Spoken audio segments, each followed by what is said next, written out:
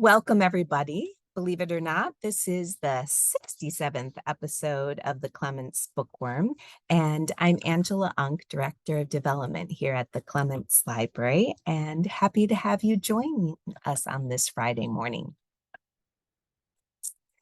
I just want to mention how we use Zoom for this program. The chat is enabled, and we're happy to have you participate in the conversation. Please change your setting to everyone so that we can all see your comments. However, if you have a question for the panelists, please put that in the Q&A section. You will also be able to read the questions that other audience members have and give it a thumbs up to upvote it if it's a question you also have. My colleague, Helen Harding, will be monitoring the chat and pasting in some helpful links there. Later today, you will receive an email with the recording along with the links that we've provided. As part of our diversity, equity, and inclusion program, we do have the live machine captions turned on. You can toggle those on or off and change the relative size. And I also can only control so much of what you see, but I have side-by-side mode enabled that should allow you to slide the relative size of the slides and the speakers. So play around with that so that you can enjoy the program. The Clements Bookworm is brought to you by the William L. Clements Library, located on the campus of the University of Michigan in Ann Arbor. The Clements Library's mission is to collect, preserve, share, and promote the study and discussion of primary sources related to all aspects of history and culture in North America and the Caribbean up to about 1900. I would also like to acknowledge that the University of Michigan is located on the territory of the Anishinaabe people. In 1817, the Ojibwa, Ottawa, and Potawatomi nations made the largest single land donation to the University of Michigan, offered ceremonially as a gift in the text of the Treaty of the Foot of the Rapids so that their children could be educated in a Western manner. We acknowledge the history of Native displacement that allowed the University of Michigan to be funded. Today, we reaffirm contemporary and ancestral Anishinaabe ties to this land and their profound contributions to this institution. The William Clements Library also acknowledges that it has and continues to benefit from the original land dispossession and established hierarchies of settler colonialism. Please take a moment to quickly answer the poll if you haven't yet. I'm going to end it and share the results. We were curious to know a little bit more about how the audience might interact with the exhibit. So thank you for letting us know if you'll have a chance to see it in person or online, or the 11% of you that have already seen it. So that's exciting. And then this was not an easy question, the second one, but just a little preview into film history, asking about Georges Méliès and what he was known as the originator of, and it was special effects. So just barely the majority found it. So thank you for participating.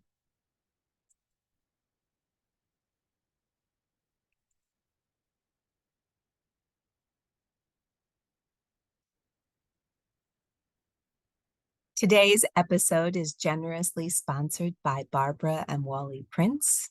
Thank you so much for your participation in this program and your support of the Clements Library. I'm delighted now to introduce and welcome today's panelists. Matthew Solomon is a professor in the Department of Film, Television, and Media here at the University of Michigan, where he teaches courses in film history and film theory. He is the author, co-author, or editor of 6 books, including most recently a book with Murray Pomerantz about Dean Martin and Jerry Lewis, soon to be available in paperback. And happily, he has agreed to participate in this bookworm on his birthday. So many happy returns for a wonderful birthday. Also joining in the conversation this morning is student Danielle Ralston. Danielle is a rising senior majoring in film, television, and media. She grew up in New Jersey and transferred to the University of Michigan because of the department's screenwriting submajor program. So thank you for joining us, Danielle. And moderating today's conversation is Maggie Vanderford, the Clements Library's very own librarian for instruction and engagement. In addition to working with FTVM 352, Maggie hosted over 70 class sessions last semester from 15 different departments on campus. So with that, Maggie, I will turn it over to you. Thank you so much, Angela. I am really honored and delighted to be joined by 2 people I admire very much, Matthew and Danielle, for a conversation about our collaborative work this semester. And first, I just want to explain what this exhibit is for those of you who haven't made it into the library yet or haven't had a chance to take a peek at it online.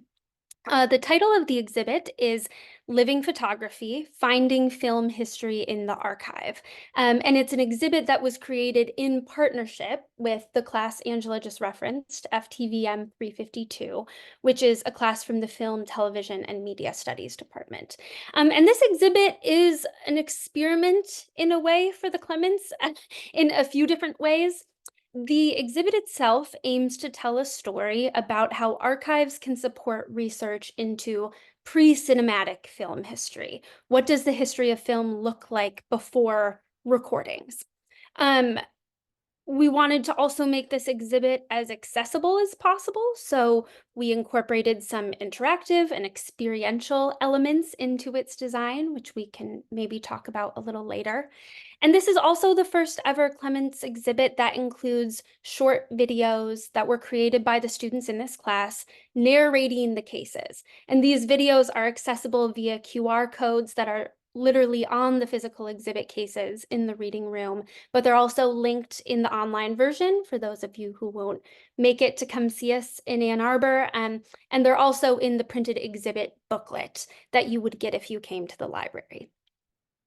The Clements is not necessarily a library known for as being a world-class destination for film history, which is also, in my mind, why it feels so important to showcase some of these materials that otherwise have a very real possibility of being neglected. Why do we hold materials related to film history at all? It's a really important question. And I think it's also important to emphasize that archival collections are messy. So we're a library that might be known for our holdings in Revolutionary War history, for example. But if you have a collector or a donor who loves the Revolutionary War and also loves the movies, you might end up with an acquisition of materials that cross over a few different thematic interests. And we will continue to hold all of those materials together since they're part of that person's collection. It's incredible to see what kinds of treasures exist on the margins of what an archive's stated collecting interest is. And it constantly amazes me just how broad and deep the Clements collections are. As Angela said, we hosted over 70 class sessions this semester, and there is something in the library that speaks to all of those different themes and topics. So I'm proud of this exhibit for these reasons, and there are many more, but I would like to pivot here and let you hear the thoughts and experiences of our partners who made this kind of creative production that's somewhat unusual for the Clements possible. So Matthew, I'd like to start with you since you are, of course, the faculty member who taught this class. And I wondered if you could give us a little bit of background about your own academic and professional history. And could you talk a little bit more about the type of teaching that you do? I'm curious how this partnership with the Clements came about in your memory. Thanks, Maggie. So this partnership really originated because we had several doctoral fellows from the Department of Film, Television, and Media who actually made me aware of film-related holdings that I didn't know about. I knew about a few things from Clayton Lewis, the former curator who opened up some of the photography holdings to my teaching and spent some time with me looking through those items, but I didn't know about a number of the other things that came to my attention through these two fellows. And so I was intrigued because as a film historian, I'm interested not just in old movies, but in all the kind of paper documentation that surrounds them.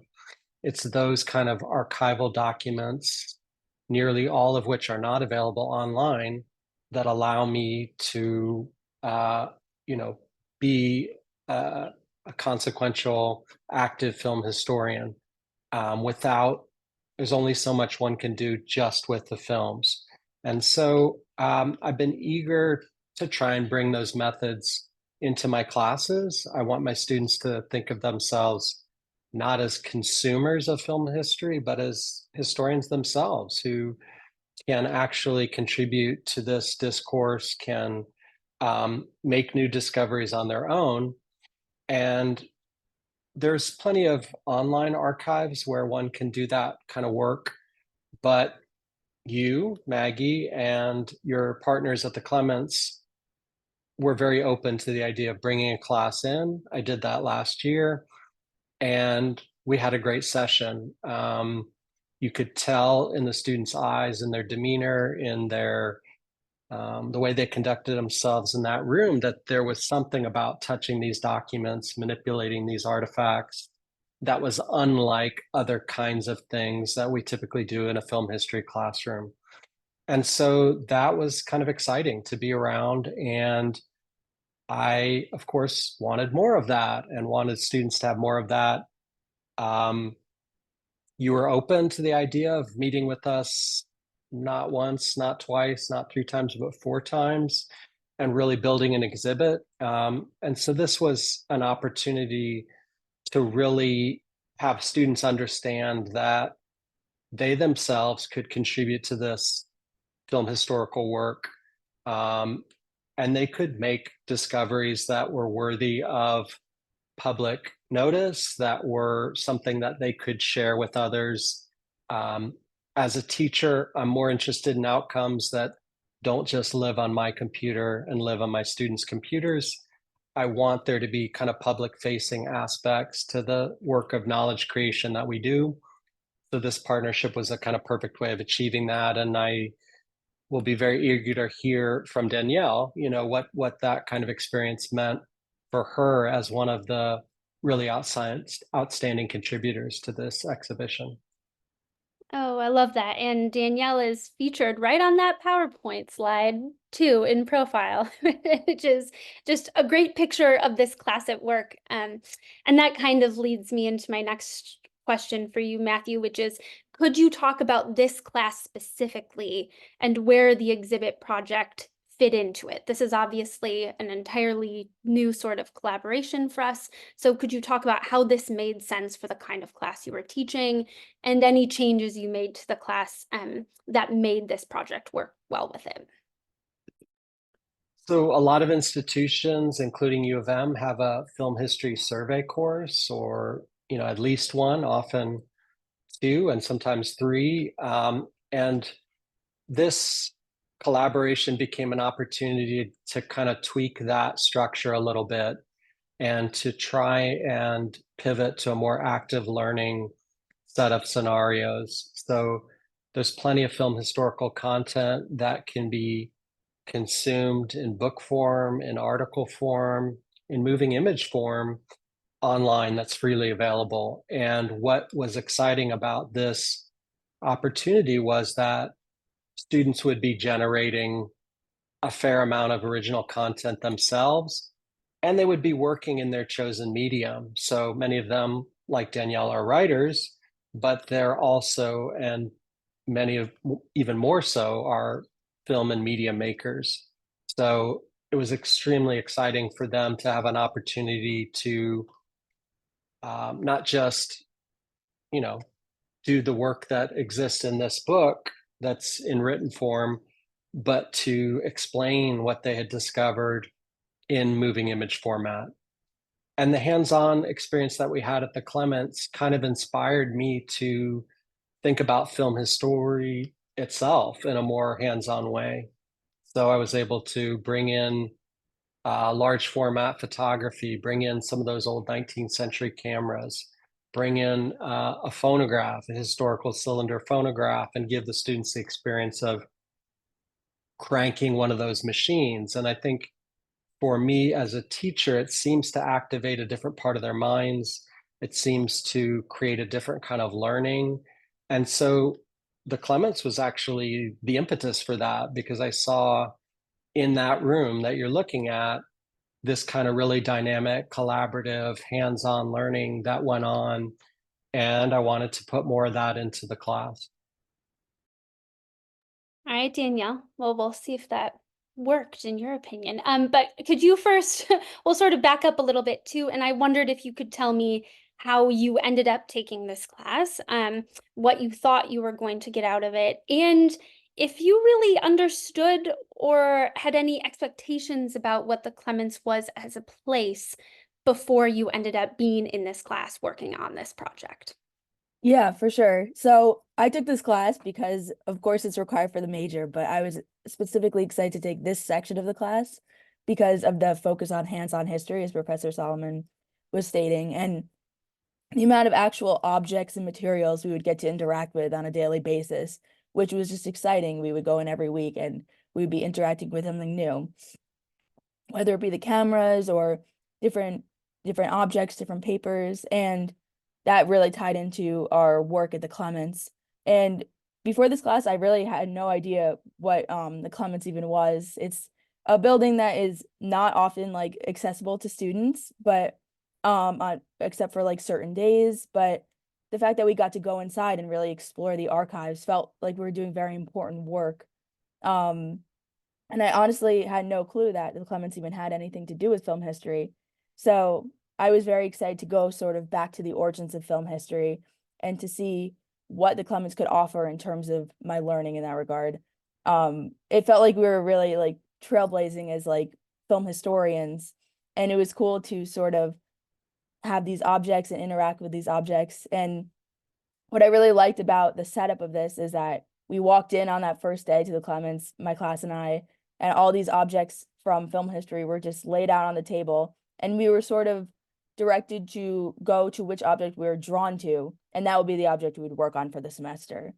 So it was really cool how, although we didn't get to like pick out the objects from the archives ourselves, we were sort of still had that level of independence of which object were we interested in and what did we want to work on in terms of early film history. So I really liked the fact that in our class it's so hands-on that we actually got to touch the objects. We got to look at the objects and see how they all told a story when in conversation with each other.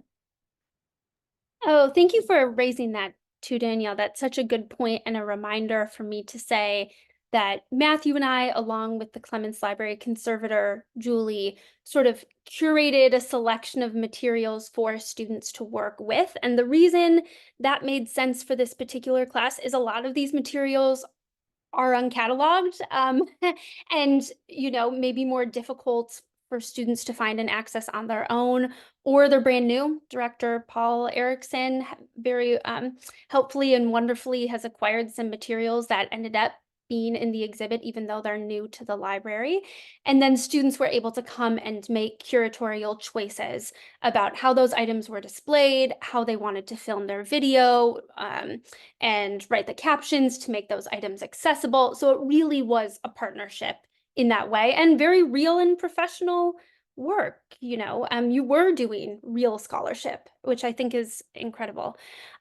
Matthew, those were some details about the planning process, but was there anything else that surprised you about what it was like to collaborate on this with Julie and I? Did you learn anything about the Clements that surprised you, or even maybe about what it is like to put on an exhibit as someone who has certainly gone to many of them, but never done quite as an involved a partnership like this one? Well, I was really just delighted from start to finish how open you and your colleagues were to this idea, because as you pointed out, it's a little bit out of the Clements wheelhouse, at least in terms of what the library is primarily known for. And I was just really kind of delighted by each and every week as the collaboration developed, how open you were to different ideas, to student-driven ideas, including this rather unusual one pictured on the right, in which a student really wanted to give a sense of the scale of this object. And so it was exciting because it felt like a collaboration that was truly inclusive. You know, us as co-curators, but also the students having plenty of input about certain decisions and how to present things, how to narrate things. And so that felt really empowering. I think to me as a kind of outsider to the Clements world. And again, I think it's a reminder of just how much can be gained from collaboration, where the whole is always greater than the sum of its parts. And yeah, it was a nice opportunity for me to learn about some things that were unexpected. I did not expect that I was going to learn a lot more about this iconic American film, Life of an American Fireman, through the ephemera and photograph collections of the Clements. I did not expect that I was going to get unique insights to the 80% of silent movies that are now considered lost through this extraordinary collection of lantern slides that just happened to be tucked into a couple of boxes in your holdings. So that was a lot of fun. For me, film history and scholarship in general is always about discovery, and it's always about creating new knowledge. And this just felt like this was a real world, hands-on experience of creating new knowledge, doing that together. And really, as far as I could tell, having a lot of fun in the process. I mean, it looks like it, doesn't it? If we could go back to the previous slide, actually, I do just want to explain what's happening in those images. The students had essentially 3 hours to film their videos at the Clements, which is a real challenge. You saw that fluorescent lighting in the instruction space, I think. So they're limited in terms of lighting. These are all rare materials, so have to be handled a certain way. So we had quite a few curators in the room helping them move things and adjust things. You can see the students on the left getting a little creative with what to do lighting wise to capture this little vignette they'd staged. As Matthew mentioned on the right, the item that's laid out on the table is Muybridge's very iconic panorama of San Francisco, and the student was trying to compare it with scale to his own body, which shows up in the video. So all that is to say, if you haven't had a chance to watch the videos, I really would recommend doing so, and you can then sort of picture the lengths it took for these students to create videos that, in my opinion, look pretty stunningly professional for the equipment and time and space that they had, sort of using their own ideas about how to get creative with the objects. Danielle, I wondered if you could tell me a little bit about some of the work that you did. And I also want to mention that each exhibit case was sort of owned or worked on by a group of 4 to 5 students. And Danielle, if you could talk about the exhibit case that your group worked on and your own individual project within that case, that would be great. And if there were any challenges or pleasures that sort of appeared for you in the course of working on these materials, I'd be delighted to hear about those too. Yeah, so my group's case was called The Business of Film, Production, Distribution, and Exhibition. And it basically covered early 1900s, the rise of the film industry. So we had a variety of objects. My object was a set of photos that came from the Charles R. Underhill Jr. collection at the Clements. And they were these photos of these early 1900s theater marquees from a variety of small theaters in Pennsylvania. And I found them to be very charming. This is the object that I was drawn to on that first day. And you could see these marquees, these very grandiose marquees that people were drawn to in these small towns. And it was sort of like a meeting point for all these people. And they became these collective events where people could just gather, watch their films, and it showed how film was becoming more and more important in society at this time. So some of my group mates materials that they worked with were this book called How to Write Moving Picture Plays that showed and detailed how to write a screenplay. And I found that to be really cool as well, since I'm focused on screenwriting here at the University of Michigan. And it was another thing that was pretty charming to see the origins of how the screenplay format came to be and what kinds of things were being promoted in this book, like buy this typewriter or buy this certain type of paper, and this will make you successful in the film industry. So it was cool to see the origins of how these things came about. And what's on the screen right here is another object that I worked on, which is a from the Charles R. Underhill collection. It's a group photo of a bunch of theater employees from different theaters in Pennsylvania and along the East Coast. And it's very interesting when you take a look at it. There's some firefighters in there. There's some unexpected people, but it's just sort of shows the collective excitement that was going on around the film industry at this time. And it's right next to a free film ticket that was given to Underhill and sort of placed on this page. Charles R. Underhill was a traveling employee for RCA Photophone. He sort of went around and installed film and audio and visual equipment for these small theaters. So that's where all of his objects come from. And it was definitely interesting to see like his markings on these objects. So on my photos, for example, there was glue on the back of these photos. So I was sort of imagining, how did he like use these photos? Like, were they part of some sort of scrapbook or something like that? So it really gave a lot of life to our objects to imagine what type of person was going around collecting them. My group mate's object was this list of different it was like the movies that he would go around, like that he had a list of different theaters that he visited. So it was just interesting to sort of put the pieces together to try to like construct like what we thought this guy's life was like, and the excitement that he felt being at the forefront of the film industry and sort of spreading it through sort of an unexpected place. We were like, oh, film industry, we often think of Hollywood or New York or these big cities, but he was going around spreading it to all these small towns, and it showed us how important the film industry was even in these small towns. It provided excitement and entertainment to all kinds of people. Oh, I love that answer so much, Danielle. I think that's really well put. And I love that students sort of had some agency in choosing what materials they were really interested in working on, as you mentioned. But what I'm curious about too is what your experience was like translating these interests and this subject matter into not just an essay for class, but into a public-facing exhibit for the Clements. That's a different type of work than it is to write an essay that only your professor, Matthew Solomon, is going to read. So could you talk a little bit about what that was like for you? Because I think that's a different kind of work. Yeah, so I would say for our class, the assignment of the video was sort of very in our wheelhouse, and a lot of us in the class had a lot of fun, as you can see from the previous pictures, creating those videos. But what was a challenge for us was the museum labels that we had to compose for each of our objects.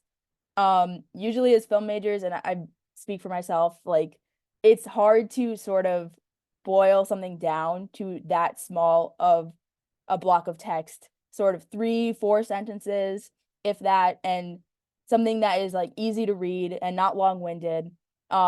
And also doesn't include all kinds of jargon. So in our essays that we usually work on in the film department, jargon is encouraged. So it was definitely a challenge to create in labels that were like engaging, but also like informative, and like without any jargon. And and we wanted to like include all kinds of information and interesting facts that we sort of pulled out from our research into these objects. But I would say a lot of us had a challenge with trying to fit all the things that we were interested in onto a small label like that.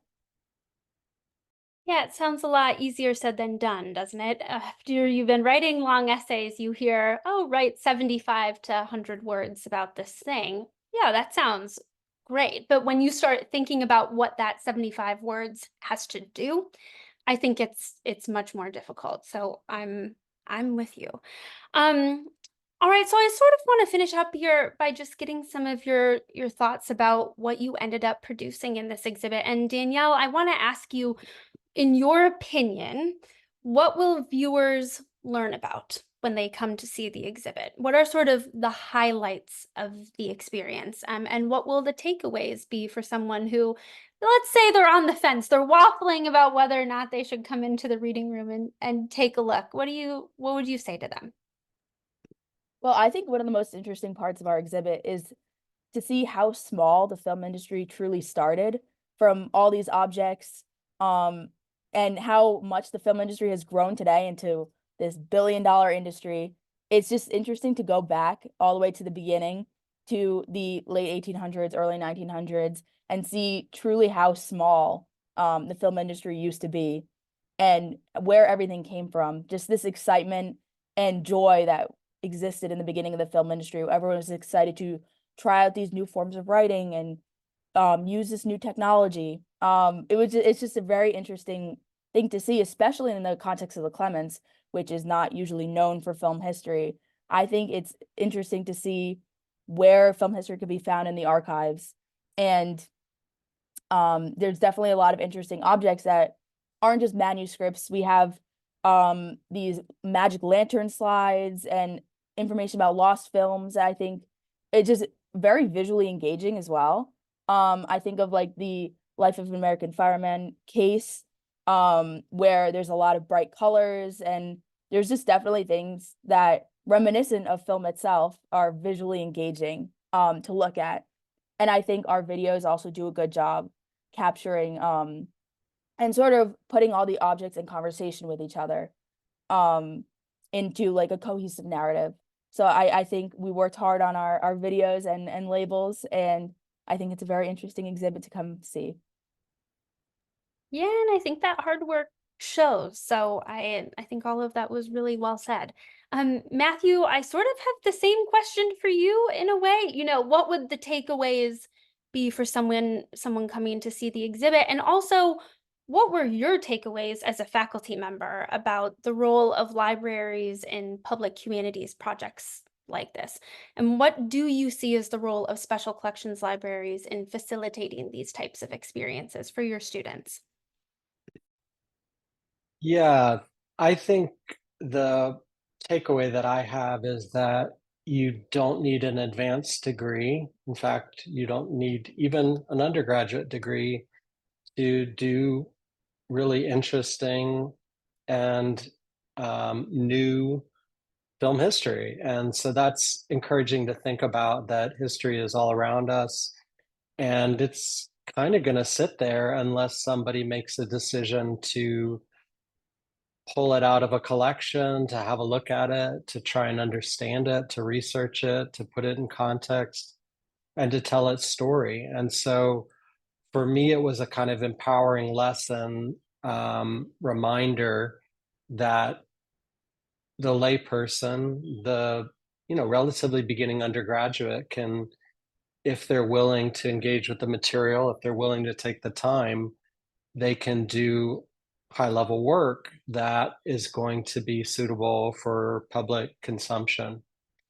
So I've always been convinced that archives are a crucial part of what I do, but it's very, very infrequent that I have a chance to actually work with the folks that curate those archives. And so we've seen in this exhibition, which has already gotten a lot of eyes on it, and hopefully we'll get more on it after this program, that this work has an audience. How do we encourage more of these kinds of collaborations? Because again, as a researcher, I only know what I find in the online catalog. If there are these things that are still uncatalogued for very good reasons, it takes those kind of conversations. It also takes a conversation to figure out, is this something that would benefit both parties? Is this something that makes sense for the archive as well as for the teacher? And so Michigan is a place where those conversations tend to happen, I think, a little more than other places. And I also think it's of amazing value that part of the Clements mission is to work with students and faculty at Michigan to support the educational goals of the institution. I'm having experiences right now with other institutions that don't see that as part of their mission. And it is extremely difficult. It is possibly impossible to work with them because they just don't see this as part of what their mission is. So it's been thrilling. I hope the collaboration will continue to have this extraordinary place that's open not just to students and faculty, but interested members of the community who want to make an appointment, look at these materials. That is certainly an option. This is a resource, one of many, that I think we ought to be doing more of this in the future. I hope we will. Oh, perfect. Thank you both so much. And Matthew, again, thank you for being here on your birthday. Danielle moved heaven and earth to be here right after getting off a flight from California. So, both of these guests made a real effort to come be with us today, and I really appreciate that. I also want to say to the folks in the audience who haven't had a chance to maybe interact with Michigan undergrads recently, this class was filled with 25 students like Danielle who are engaged and enthusiastic and excited and interested in doing collaborative, different, and creative work. So that's one of the true pleasures of my job. And Matthew, I would assume you would say the same thing for you, but it really gives me hope in a way that we can still have these kinds of experiences in an age where this is a group of people who've lived online in a digital world for a long time, but are still excited about the value and the beauty of in-person experiences. So I think I'm going to end there. And Angela, I'll hand it back to you. And I know that Danielle and Matthew would be really excited to answer any questions that anybody has about the exhibit or their work or anything else. So thank you. Yes, thank you all. And as I do, just a couple of housekeeping announcements. Put your questions in the Q&A section, please. I just want to say I love that we have so many wonderful classes coming in and students, because I learn something new every time you get materials out. And, having a wonderful opening symposium, as is pictured here, hearing more about the work that the students did. So as they shared it with each other and their families and other members of the community. So thank you. On that note, we certainly hope that you will see the exhibit in some way. It's available online, and if you're in Ann Arbor, you can come view it Monday through Friday from noon to 4 p.m. We also have a number of tours scheduled this summer. If you would like a behind-the-scenes look at the Clements Library at the same time, in addition to viewing the exhibit. And Also, we have a rare Sunday event where you can come in to see the exhibit and take a tour, as well as participate in an open house style event where you're invited to bring in your own paper treasures. So letters, journals, photographs, prints, books, and maps for discussion with Clements curators and guest Americana collectors. You're not required to bring something in. You're welcome to come without items, but I suspect as you think about it, you might actually have something you have a question about. And it's also fun to see what else people bring in. You can enjoy the community and camaraderie on that day from on, did I say Sunday, June 2nd? Sorry, from 1 to 4 p.m. with the tour at 2 p.m. Just a note, though, it is not an event where we'll be giving appraisals. It'll just be discussions and answering questions. So we hope to see you there. Last year, as part of our centennial celebration, we hosted an ice cream social. It was so much fun. We decided that the Clements Library's 101st birthday needed to be celebrated in the same way. So it's another chance also to see the exhibit, and that will be on Friday, June 14th from 4 p.m. to 6 p.m. on the South Plaza of the library. Now that you have signed up for the Clements Bookworm, you will receive a reminder each month about the session and can choose to participate in person or wait until the recording is emailed. And next month on Friday, June 21st at 10 a.m., we will be having an author conversation with John McCurdy about his new book, Vicious and Immoral: Homosexuality, the American Revolution, and the Trials of Robert Newburgh.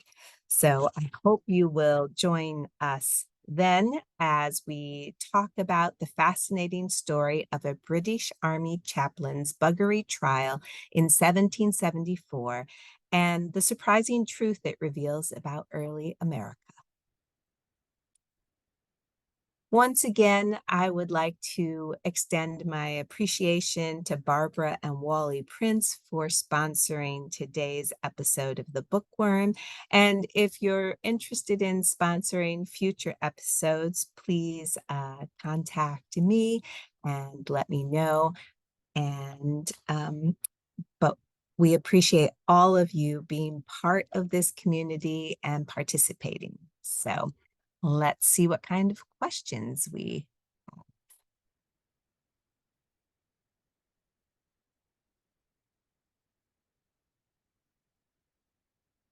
All righty. So Tom Wagner has a good question, just wondering about the themes of the earliest photos and films in the Clements and why they were made. So some of these materials that relate to film history. Matthew, I'd love to get your perception of this too, but I should sort of specify one point, which is that there aren't any actual films held in the Clements. So we don't hold multimedia in that way, but what we do hold is lots of graphic images, things like illustrated sheet music that help us understand tunes and songs that people would have heard, ephemera related to the film industry. So like Danielle mentioned, images and photos and documentation of projectors being installed in small town movie theaters across the United States. And so I think of our sort of unique little pocket of pre-cinematic film history as giving evidence of the impulses towards film, things people made and did as they were trying to develop the technology to see pictures move, but didn't quite have it yet. And we have sort of evidence of how that process happens, I would say, and the world that people live in, even after the advent of film, where they're creating documentation about films that aren't the films themselves, but still contain incredibly valuable information about the film industry. Matthew, would you say you have a pretty good sense, I think, of the collections? Would you say the same thing?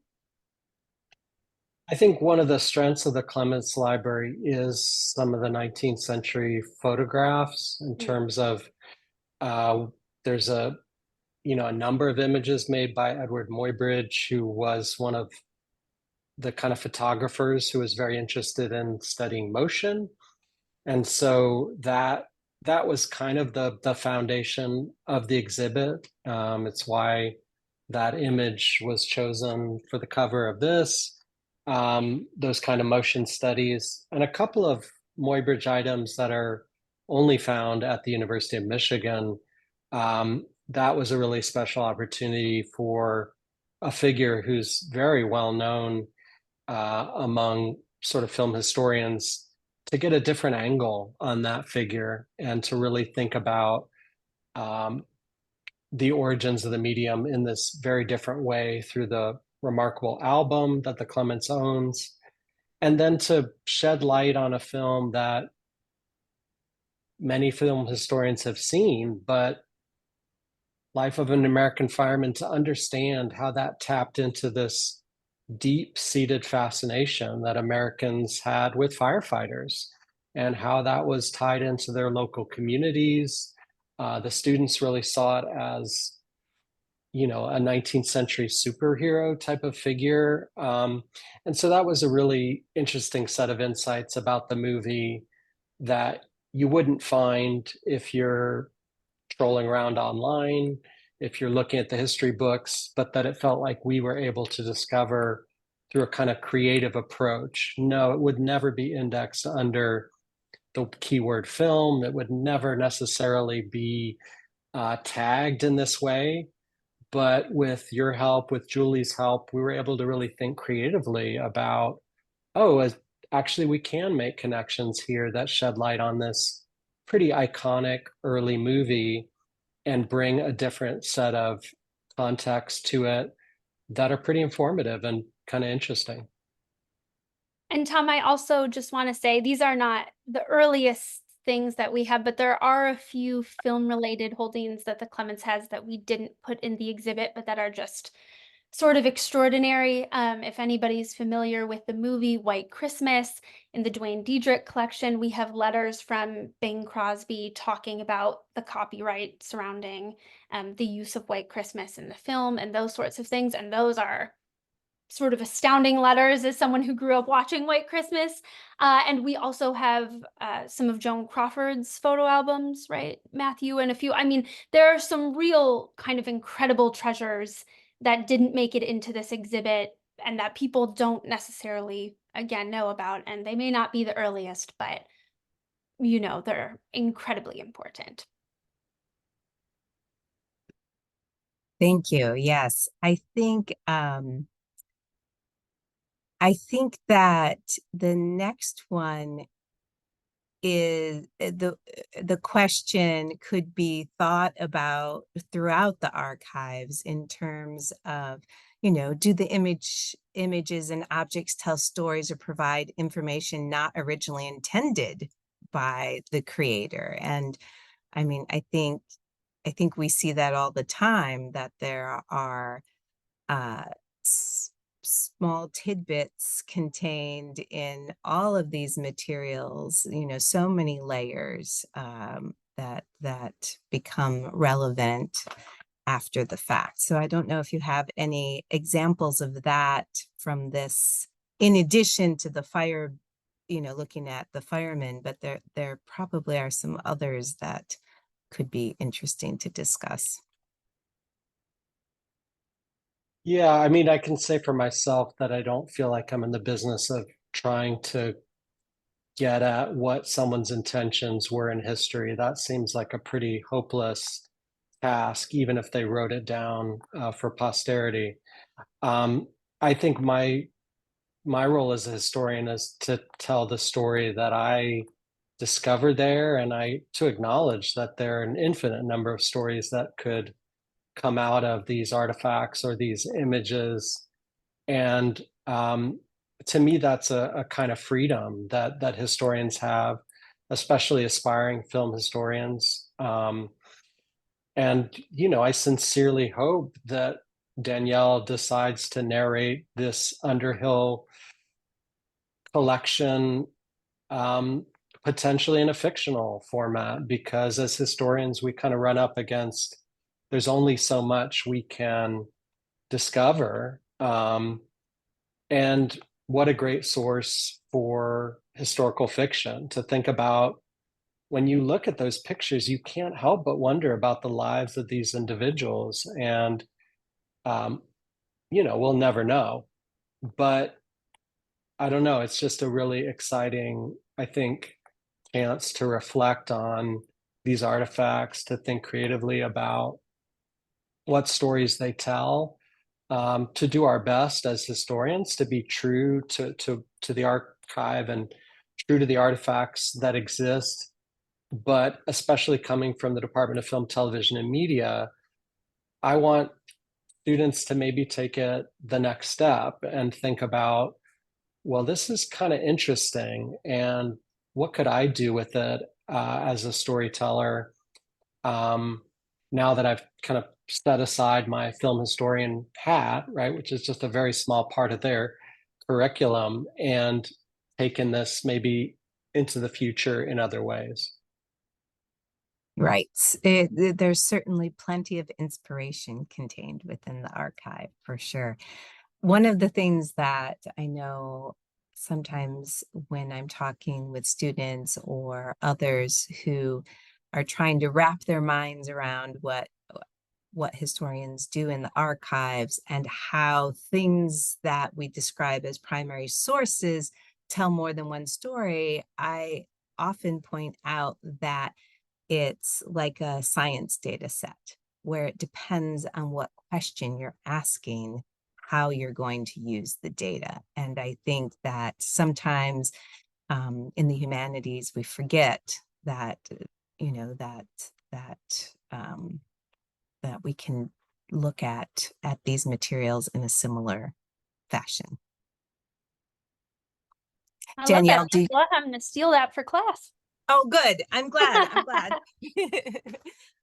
I don't often mention it, but I was a science major. So stuff like that is, comes, to the forefront of my mind often. So that people try to make it too separate. It's like, no, it's not. So, but Danielle, I don't know if you, as you were looking at the objects, if you kind of noticed some of those layers as you were discussing with your group mates. I'd be interested to hear a little more. Yeah, like something that comes to mind in terms of that is looking at the group photo of all the film employees and then sort of matching that up with the written description below it. I felt like a real historian trying to like, oh, there's like the firefighter in this picture. Why would there be a firefighter here? And then like, oh, like based on what we learned in class, like the materials of film are very flammable. So it's just interesting to sort of piece those stories together based on what you're given. And it really feels like important work when you're doing that. And there's always tons of layers to each of the objects. Another thing was the moving picture plays instruction manual. There was inside the pages tucked away like a actual screenplay that was created by someone who was using the instructions from that book. So that it's just interesting to see like what material, like how the people back then even interacted with these materials and what is hidden between the pages that we could sort of discover and display. So I think that's one of the most interesting parts is seeing those layers like physically and trying to put the pieces together ourselves as historians. Thank you. That's really cool. So another attendee is asking about the difference between amateur and professionally created films and images. And I know that we're not really talking about films, but the images. because of course we talk about Muybridge, but do you have any sort of thoughts about, the line feels kind of blurred to me for the time period that you were looking at, but do you have any comments on that? Well, we have to remember that the film industry is not a thing until maybe about 1915. Before that, it's a kind of adjunct to other things like vaudeville, like photography, like magic lantern presentations. So to me, it's always interesting to study something as it's coming into existence as its own separate entity. So those moving picture guides that Danielle was alluding to, that's kind of a pretty early moment when there's a thing called a photoplay and people are thinking about films in terms of a written document that's used to make it. But if you're looking at Life of an American Fireman, there was no script. They just kind of had a plan. They went and shot it. Maybe there was some documentation about how they intended to do things, but that's always exciting to think about something that's just coming into existence. And you get that in the first couple cases of this exhibition where you can see um, moving pictures mean a lot of different things. And some of it is pretty amateur. Some of it is pretty professional, but it's professional in the realm of photography. So yeah, I think if we sort of put quotation marks around both those terms and think of them as not mutually exclusive, then there's a different way we can think about the history of cinema. I mean, the purist would say, well, Muybridge isn't film, it's photography. But we were trying to kind of open up those definitions a bit and think a little more inclusively about what belonged in the history of moving images. I think for me, a comparison I always love thinking about is the 18th century novel, like thinking of Fielding writing Tom Jones, right? And you're writing this novel, but there's no standards for a novel. You don't know how long a chapter is. You're like, maybe this is, or maybe this isn't. And what is a chapter title? Does it have a title? How many should there be? You're really figuring out that form as you do it.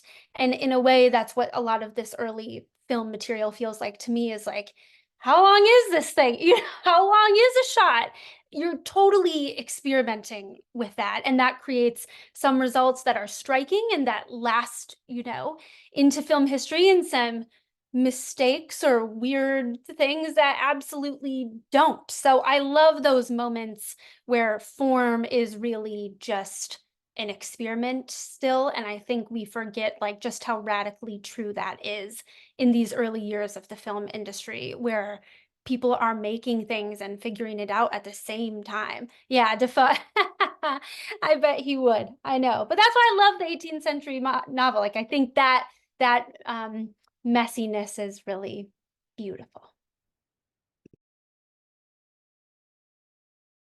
Thank you. So Jerry Lynn has a question for you, Danielle. Thinking about how you said you were interested in screenwriting, and how has your work on this exhibit affected your learning about screenwriting and your interest? Oh, I like that question. Yeah, so I originally transferred to Michigan in order to pursue screenwriting, the screenwriting submajor here in the film department. And going back to the how to write moving picture plays manual, I think it was interesting to see just like the origins of where like the screenplay format came from, something that we take as so like it's so inherent now in our screenwriting learning, that this format with like vertical lines and all this. So it's interesting to see like where that even came from. And obviously it's not identical to what's outlined in this manual, but it's sort of the origins, as is all the other objects, or the origins of other things in the film industry. So it's interesting to see how screenwriting emerged as something that had to be formatted a certain way, because all screenplays are formatted the same way. And what was interesting about that is that in the How to Write Moving Picture Plays manual, the screenplay that I mentioned before that was like written by someone following that manual, it was written by a woman, Nancy Graves Cabot, I believe her name is. And it honestly, for me as a female screenwriter, it was just inspiring to see that some of the first screenwriters trying their hand at this new craft that were female. And it was just an empowering moment to see that there, even in the beginning of screenwriting itself, there was a woman trying her hand at it. So I really like to see that. It made me feel very connected to screenwriting itself, as did other objects. It really helped. Looking at all these objects really helped like integrate me into like, wow, this is like the origins of the thing I actually want to pursue. And I think a lot of other classmates felt that way as film majors, that these are the things that like created the film major and film industry as we know it today. So we were talking a little bit about inspiration a few minutes ago. Do you think that you will look for inspiration in different ways and different places after this experience as well? Yeah, I definitely now see like more of the power of material objects in inspiring me, and especially like historical, like a lot of film history as I've learned it thus far has been like very contemporary, like watch a movie on your computer or that kind of thing, very digital. So I think this class definitely leaves me with the feeling that I'm inspired by things that aren't necessarily like that, things that are material and handheld. And I definitely have gained like a new interest in this early film history that I honestly didn't think I would like this much. All right, great. Thank you. Do any of you have any last thoughts or comments?